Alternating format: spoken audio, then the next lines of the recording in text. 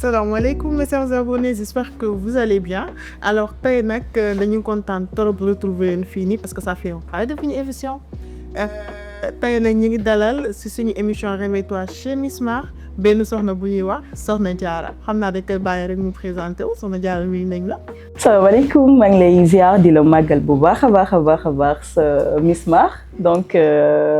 may am mbégte aussi ci dalal bi nga ma dalal fii tey. Et di yaakaar itamit que ne su ma fi jógee rek dina réveiller comme tout le monde. Inch'Allah, nous l'espérons aussi. Inch'Allah. Alors Soxna Diarra xam naa balaa ñuy commencer émission bi dañu bëggoon rek nga wax ñu kan mooy Soxna Diarra. Donc kan mooy Soxna Diarra tey ni ma ko mën a misaalee mooy déjà je suis commerciale ku bëgg jaay moom Soxna Diarra égal jaay je vends presque tout et aussi je suis commerciale et marketeuse ici à Paris, gestionnaire de biens immobiliers notamment les appartements et villas meublées au Sénégal et je suis également la fondatrice de Women Activities. Machallah Soxna Diarra parce que je vois que vous faites beaucoup de choses en même temps. Donc du coup Soxna Diarra dama bëggoon a xam rek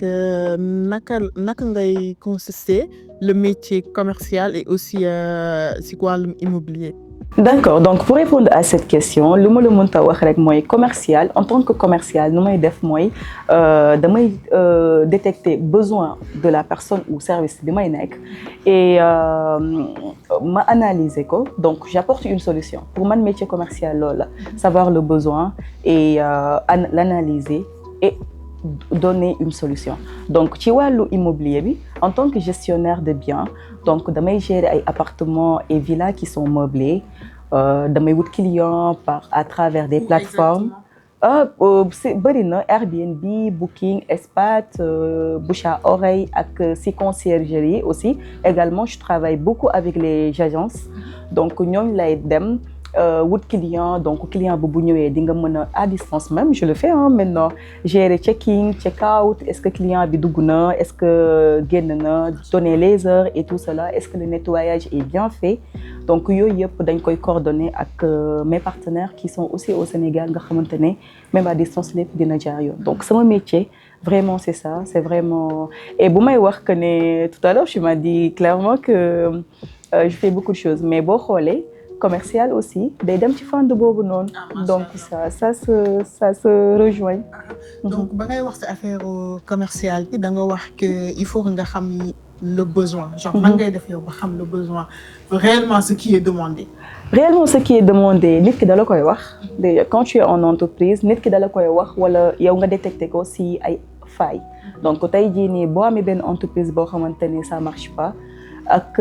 boo xoolee domaine d'activité am ak lu muy def ak tolluwaayu jamono ji di nga ko mën a wax ne ko lii nii doxul il faut prendre d'autres stratégies wala lii mooy dox wala lii nii jàpp naa ne dina gën ci seen entreprise wala tamit mu nekk service pour une personne waaw di nga ko wax ne ko lii nii ak lii c'est à revoir donc vraiment noonu kese la. Ah ouais, machallah j'espère que leer na bu baax a baax Soxna Diarra moom c'est une femme bu tey waaw fort.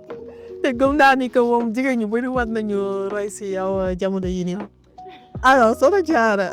est-ce que Soxna Diarra est mariée? Ah bien sûr je suis mariée depuis 2 ans donc mariée naa am na tout temps que aussi un petit garçon que je fais le coucou même ouais je suis mariée. Ouais. Ah ouais machallah. Mais Soxna Diarra sa vie professionnelle ak métier yi ngay def yëpp ak sa vie de couple. Nan nga koy matcher nan nga koy gérer est-ce que c'est compliqué voilà. Ah je dirais pas que c'est facile vraiment parce que su ma nee facile na tamit waxuma dëgg mais quand même amul dara loo xamante ne soof na ma ci sama vie de famille dama koy def sama vie en tant que professionnelle si sama métier aussi dama koy def donc je dis que le plus important c'est déjà li ngay def nga bëgg ko gëm ko et savoir s'organiser. Effectivement. Organisation bi surtout quand su ma nee bëgg ko gëm ko nag mooy que ne dina la may nga mën a am persévérance et malgré li nga ciy daj yëpp nga mën di tout le temps di continuer di xalaat ak yeneen mais nga am organisation bu carré surtout. Ah oui machallah sànq ba ñuy développer si métier ngay def ak si say projet dafa am benn métier bu nga xamante ni je pense que présenté woon nga ko ci début bi alors que laajuma la ko muy Women Activities si je me trompe pas. Oui c'est bien. Le projet boobu noonu ça consiste à quoi réellement? Bon Women Activities bu ma koy wax moo ngi naa ni que ne mooy sama tout nouveau bébé que je viens de lancer en 2026. Donc c'est un espace qui est uniquement dédié aux femmes, qui va permettre aux femmes de casser un peu la routine entre dem liggéeyi, gérer la famille et tout cela. Donc ça va permettre aux femmes de sortir, de rencontrer d'autres filles ou femmes d'ailleurs, et de pouvoir faire des activités partagées et avancer ensemble. Donc Women Activities, c'est ça. Mais en fait dama bëggoon a xam lan moo tax émission bi déjà dafay muy turam Women Activities nga yemale ko ci soxna yi kese, pourquoi pas góor yàlla yi tamit. Ah, parce que comme en tant que femme, j'ai pris l'exemple sur moi-même parce que je me dis que Gorial, ils ont pas mal d'activités à faire. Sur des Gorial, ouais, parce que vous des Gorial, ils ont dem Koureli, dem footballi, dem daje ak yenen Gorial et tout cela. Donc ñun soxna yi day melni activités yi da fay xaw teunk ci ñun trop. C'est un peu restreinte les activités des femmes, je trouve, surtout les femmes qui sont mariées et même les célibataires hein, quand tu es étudiante d'ailleurs. Activités yi ngay def tay xaw touti parce que déjà entre les études, les révisions et aussi le travail que tu fais en tant qu'alternante ou en tant que ben salarié à mi-temps, je me dis que déjà que da ngay xaw am touti contrainte pour trouver des activités. Donc ma faral jigéen ñi rek Women Activities góor ñi sax dañ ma koy wax pourquoi il y a pas les hommes. Je dis il faut vraiment notre espace à nous, vraiment. On en a besoin. Ah, surtout. Ça c'est sûr. Alors quelles sont les attentes de Women Activities? Women Activities déjà attentes yi bariwul hein. On insiste vraiment aux femmes de venir parce que d'ailleurs sur nos premières activités ñoo ngi koy amal le 8 février. Donc on va organiser un brunch boo xamante ne on aura l'occasion de présenter Women Activities. Jigéen ñi aussi dinañ ñëw. Déjà il y a pas eu de communication qui a été faite mais instant yi nii xam nga ci dara on a plus de 30 personnes yoo xamante ne joxe nañ seen aval que dinañ ñëw. Et dans le groupe aussi am nañ benn 50aine de personnes bu dugg pour bu wane na que ne peut-être c'était l'activité attendue des femmes. Loolu mooy suñuy attente et que di leen wax ñu ñëw ñu participer ci activités yi nga xamante ne ça sera pas juste que des sorties. Il faut savoir que Women Activities il y a un sens bi mooy à chaque fois que nga ñëw foofu noonu di nga mën a repartir avec de nouvelles énergies avec aussi yeneeni connaissances et compétences surtout parce que dans les activités on fera des thèmes. D'ailleurs sunu activité bii di ñëw on va aborder l'entrepreneuriat.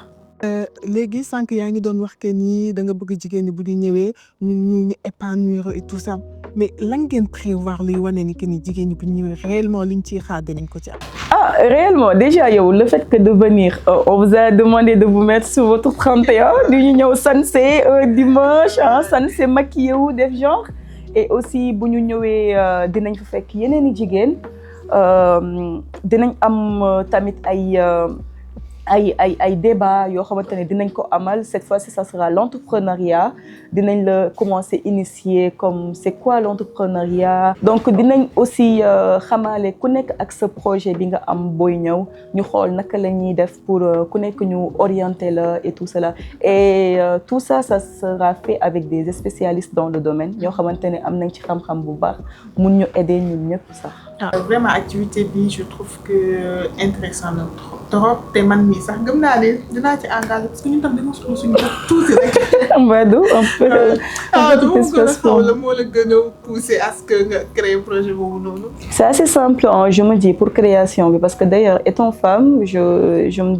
me dis que bi may nekk célibataire dama bëggoon di génn waaw di génn di dem su ma gisaan benn soxna sax boo xamante ne wala keneen ku def benn activité dama ko daan enregistrer dugal ko sama téléphone naan fii dinaa fi dem et tout et je me dis bon ba tey defuma ko je sais pas si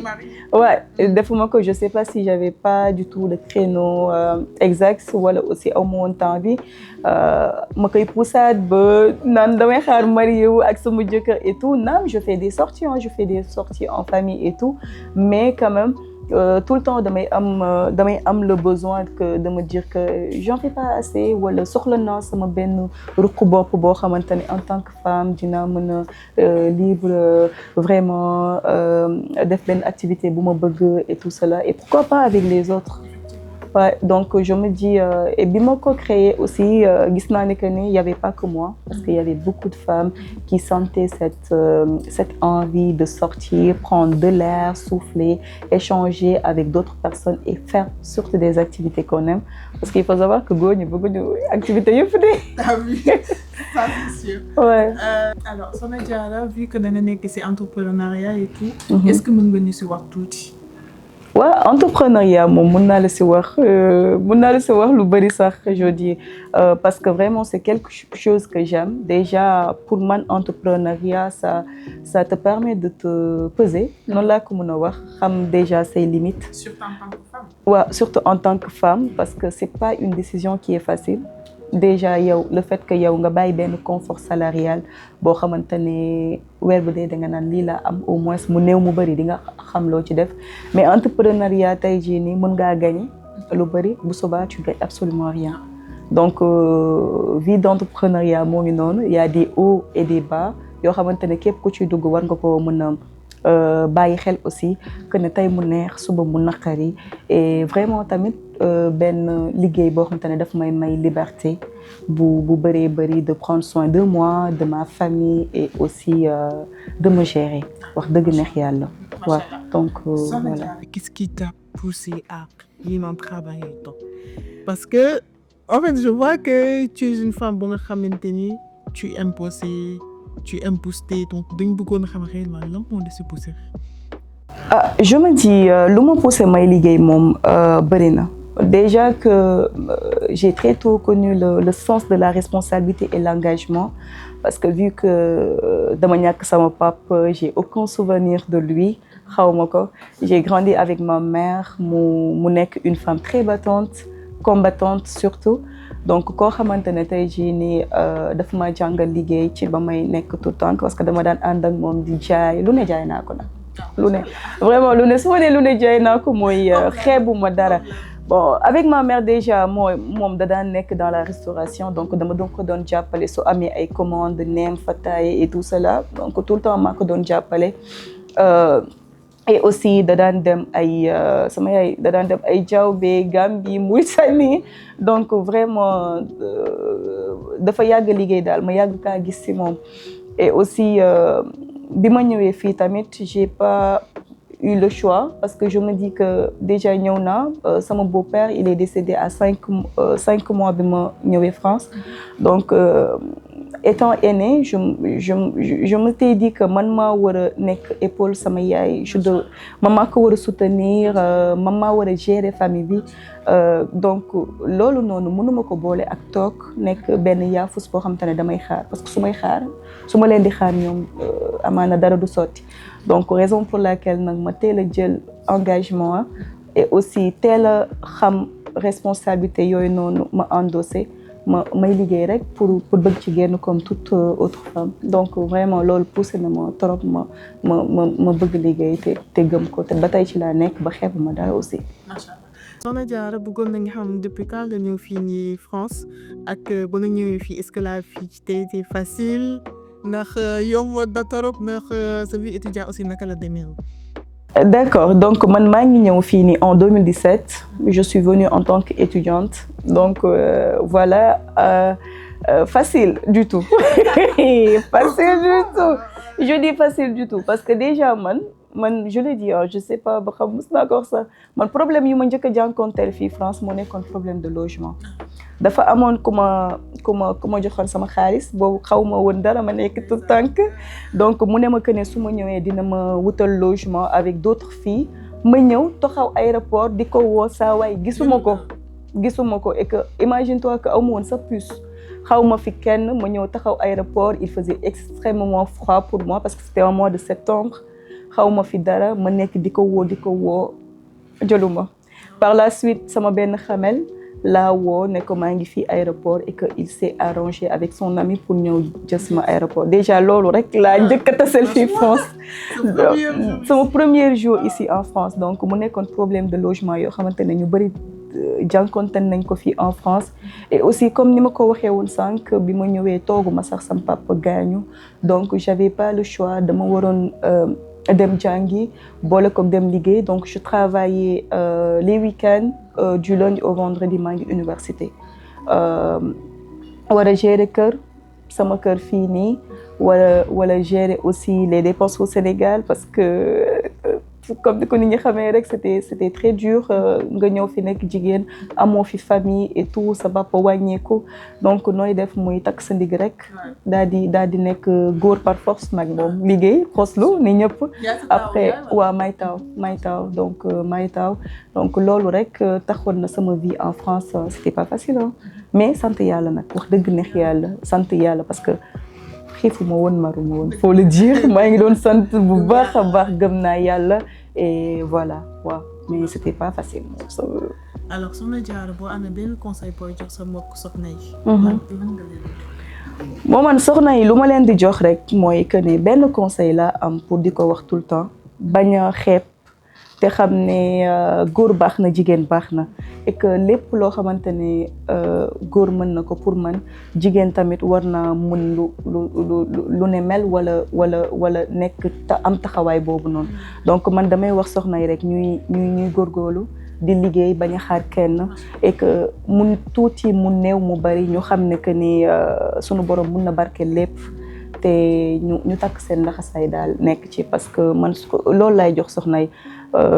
et que gën a góorgóorlu tamit ci sunu jaamu yàlla et aussi sunu diggante ak nit yi surtout waaw parce que loolu moom mun nañ tooñ sunu borom di ko jéggalu waaye sa diggante ak nit moom dafa kenn xaju si donc voilà daal conseil boobu daal laa leen am lu ma leen di jox ñu bàyyi sa xel bu baax a baax. Alors, on touche vraiment à la fin de l'émission, mais dafa amoon juste benn affaire bu bëggoon a xam. Soxna Diarra, en t'entendant parler, je vois que tu es une personne avec un grand cœur. Merci. Merci Caro. Donc, du coup, dama bëggoon a xam réellement ndax Soxna Diarra mos na am benn trahison mos na ko tudd. La xawla. Si laa dëkk nag. Je dirais si laa dëkk mooy tey jii nii boo amee benn xol boo xamante ne attan na ñëpp et que yow daanaka li ngay def ak sa diggante ak nit ci doo si sóoraale loolu donc quand ça vient ça fait trop mal ça fait trop mal et comme ñëpp trahison moom surtout ñun ñi nga xamante ne suñu xol yi moom ay xolu kii lañ donc day xaw a metti mais dund naa yu metti sax dund naa yu metti. mën nañu si wax benn rek même bu dee benn rek Soxna Diarra moo gën a xam. non benn yow bàyyi noonu en fait man trahison yu may am yu bëri c'est vraiment mooy nekk ay projet yu may bokk ak ay nit parce que à chaque fois que damay yéene ñëpp comme lu may am parce que man je me dis le travail participatif c'est très bien entre soxna surtout donc man su ma amee dara au lieu ma lijjanti ko pour man damay dem woo kenn ne ko waaye ñëwal ñu bokk affaire yooyu damay dem ba si biir nit ki peut-être dafay rocceeku te duma ko yëg wala mu wax ma leneen loo xamante ne daal da ngay ree ba tas wala voisin mais quand même anecdote bu ma la mën a raconter si sama kii je dirais trahison bu ma du nekk sa trahison mais xaw na ma touché daal mooy année 2025 bi dama amoon benn projet bu ma nekkoon muy meubler benn appartement donc ma dem am ku ma gis koo xamante ne moo ko moom affaire bi appartement bi neex ma et tout cela ma dem wax ak moom ba mu jox ma son accord saa waay daal ma jël sama xaalis te natt la en plus ma teggi ko pour dem investir ko ci projet boobu li ma gën a metti mooy damaa commencé faal jënd samay meuble commencé jënd télé ma ñëw waa ji génnaat si ba mu set wecc yàlla xam na loolu affaire bi nag dafa ma metti parce que déjà étant jeune toi yow problème bi ñuy am toujours Sénégal surtout mooy que ne déjà boo nekkee jeune rek ils pensent pas que tu es capable d'avoir récolté yenn somme yi pour def leen donc yow nga rayante ba def loolu noonu nga ñëw nit ki di la wax oui je pensais que da nga doon kaf donc loolu noonu affaire bi daf ma metti woon mais waaw comme ni ma koy santé dama jël la ma jotoon def ci projet bi yëpp daal koy jébbal sama yaay ne ko ñaanal ma daal di gëmat yàlla dundaat leneen donc parce que noonu laa ko fajee sama xol parce que metti woon na ma déjà dajale bi dafa metti woon nekk si di lijjanti ku ne nga woo ko fu ne nga dugg ko mais sant yàlla. vraiment donc moo ngi noonu daal merci beaucoup en tout cas. Soda Dia lan mooy sa dernier mot. Sama dernier mot dama koy jeexalee ci sant bu baax li ma dalal ci sa émission et que di wax ça m'a vraiment fait plaisir de pouvoir échanger parler et tout ça donc di remercier ñëpp ñu ñuy seetaan di leen wax ne kontaan nañ bu baax a baax di leen wax aussi ngeen ñëw ci activité women activities yi di leen wax ne que ne c'est pour vous les femmes. di sant ñëpp di faire un coucou à ma famille et voilà daal atum sant et que dire que 2026 j'espère que ça sera l'année de grâce et de meilleur voilà donc loolu lay def. Le plaisir est partagé parce que ñun ñi tamit kontaan nañ trop dalal une femme aussi ambitionnée une femme aussi forte que toi. Merci. Franchement bëgg nañ trop ci émission bi xam naa nag ñun tamit ñu ngi leen di wax rek ngeen rejoindre projet bii nii di Women Activities parce que man mi pare naa ko. mooy secrétaire général bi day laqat suuf. non mooy secrétaire général bi moom may indil ay kii. waaw incha allah bu dee si jàpp bu baax a baax parce que projet bii nga dëgg ma projet boo nga xamante ne important la. parce que envoyé na ma fiche bi lire naa ko. te aussi bi ma ko partagé ñëpp a sa intéressé wu. franchement dinaa xam naa après dinañ leen jéem a partager fiche bi et tout comme ça ñoom aussi ñu mun ko xool. d'accord baax a baax. xam naa dinañ jox dig daje ci beneen émission dans Réveille-toi Chérie Smart. Bye.